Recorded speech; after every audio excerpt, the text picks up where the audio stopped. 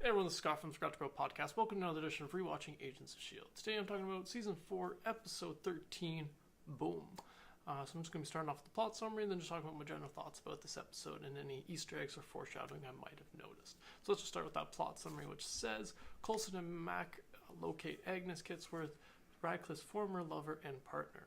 Radcliffe left Agnes after she was diagnosed with terminal cancer and modeled Ada after her. Coulson convinces Agnes to meet with Radcliffe. In case Nadir is an inhuman like her brother, Ivanov sends watchdog Tucker Shockley to expose her to Terrigen, which was provided by Radcliffe, but the substance transforms Shockley instead. Shockley explodes, killing Nadir, and then his molecules reassemble. Ivanov agrees to use Shockley's new ability against S.H.I.E.L.D. Radcliffe meets with Agnes and convinces her that he can save her life if she escapes with him before S.H.I.E.L.D. captures them.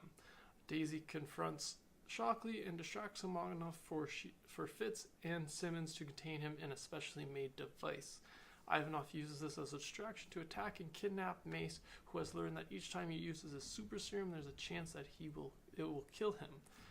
As Agnes dies of the cancer, Radcliffe places her consciousness into the framework with May.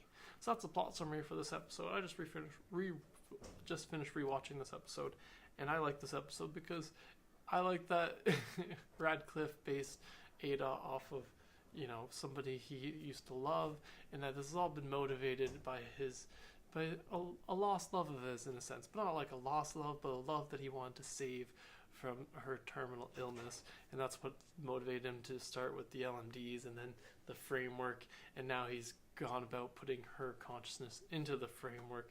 And so I really like that idea being introduced into this idea, because it gives you a little bit more insight into Radcliffe's character, what kind of motivates him with all this science. And in the end, he's just a big old soft. He's just a romantic. He just wanted to help his, partner last a little, have a long and full life. So I really enjoyed that was an element we got added into it, and it was kind of funny to be able to see, the same character popping up or same actor popping up as two different characters in the same show and having some kind of motivation to that. That's just interesting to me.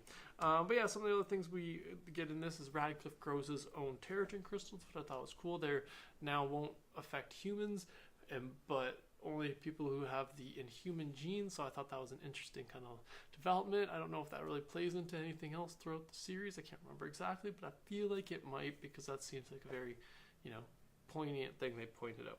But yeah, one other thing I thought I liked about it in this episode is at one point we see Radcliffe show a picture of Agnes to Ada, being like, "Oh, I modeled you after this lady," and in the picture you can see that Agnes is wearing the same dress that she's wearing when she's in the framework at the end of this episode, which I just thought was a little interesting. I was like, you guys had her in like 3 different outfits in this show and decided to use one of those outfits as the one you took a picture with.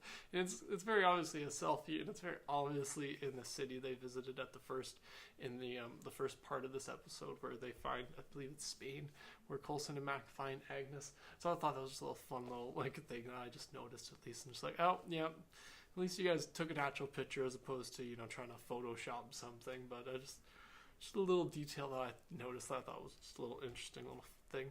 But yeah, overall, that's all my thoughts for this particular episode. Be sure to let me know in the comments below if there's anything I missed foreshadowing wise, if there's anything you liked in particular about this episode. Thanks again for joining me today. Be sure to subscribe to the channel if you haven't already, and have a good one.